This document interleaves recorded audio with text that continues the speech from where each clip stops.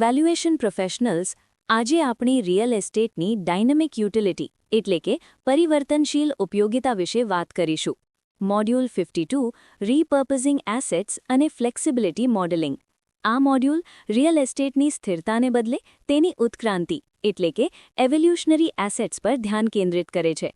Adaptive reuse એટલે એવી મિલકતો જે પોતાનો મૂળ હેતુ ગુમાવી ચૂકી છે તેને નવા અને આર્થિક રીતે સદ્ધર હેતુમાં પરિવર્તિત કરવી. એક સિનિયર વેલ્યુઅર તરીકે તમારે મિલકતની માત્ર વર્તમાન સ્થિતિ જ નહીં પણ તેની ફ્યુચર ફ્લેક્સિબિલિટી અને ઓલ્ટરનેટિવ યુટિલિટીમાં છુપાયેલું મૂલ્ય શોધવાનું છે. આ જ્ઞાન તમને એક ડેટા એગ્રીગેટરમાંથી ક્રિએટિવ સ્ટ્રેટેજિસ્ટ બનાવે છે.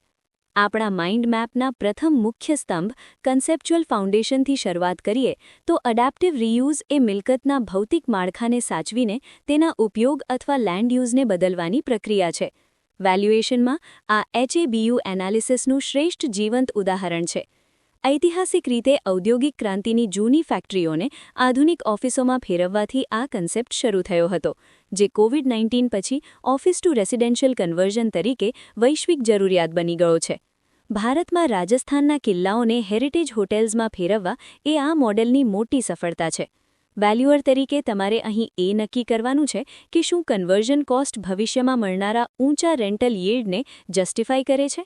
લીગલ અને રેગ્યુલેટરી લિંકેજની બ્રાન્ચમાં ભારતમાં રેરા, લોકલ GDCR અને ઝોનિંગ લોઝ મુખ્ય ભૂમિકા ભજવે છે. તમારે ખાસ તપાસવું પડે કે શું રેસિડેન્શિયલ ઝોનમાં કમર્શિયલ ઉપયોગની પરવાનગી મળશે. હેરિટેજ ઇમારતો માટે કન્ઝર્વેશન રૂલ્સ અત્યંત કડક હોય છે.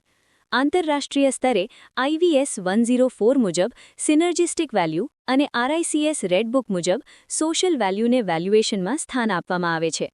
યાદ રાખજો, COU પરમિટ વગર કરેલું વેલ્યુએશન ગેરકાયદેસર અને હાઈ રિસ્ક ગણાય છે.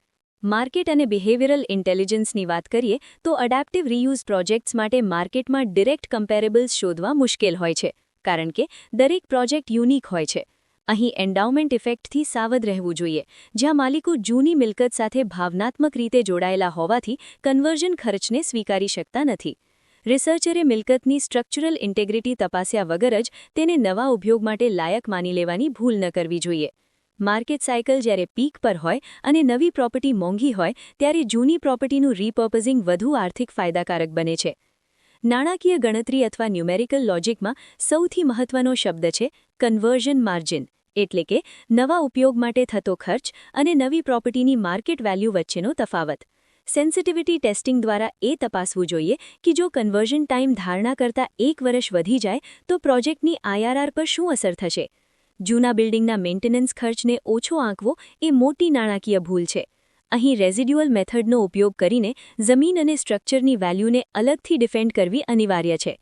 વેલ્યુએશન જજમેન્ટમાં ટેકનિકલી તમે કોઈપણ બિલ્ડિંગને રીપર્પઝ કરવાનું સૂચવી શકો છો, પણ જો સ્ટ્રક્ચર નબળું હોય તો તેને તોડીને નવું બનાવવું અથવા રીડેવલપમેન્ટ વધુ સલાહભર્યું છે.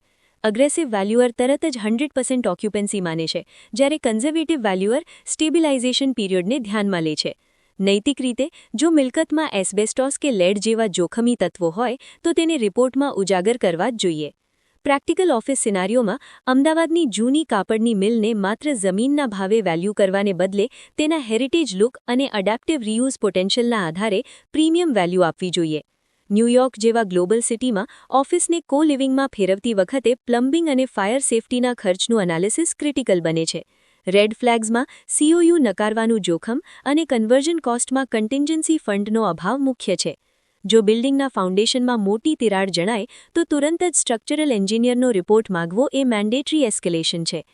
બેંગલુરુના warehouse to micro brewery case study પરથી શીખવા મળે છે કે એડેપ્ટિવ રીયુઝમાં કમ્યુનિટી ઇમ્પેક્ટ અને સ્પીડ ઓફ કન્વર્ઝન પ્રોપર્ટીના મૂલ્યને સીધી અસર કરે છે. વેલ્યુઅરે માત્ર સિવિલ એન્જિનિયરિંગ નહીં પણ બિઝનેસ મોડેલને સમજવું જરૂરી છે.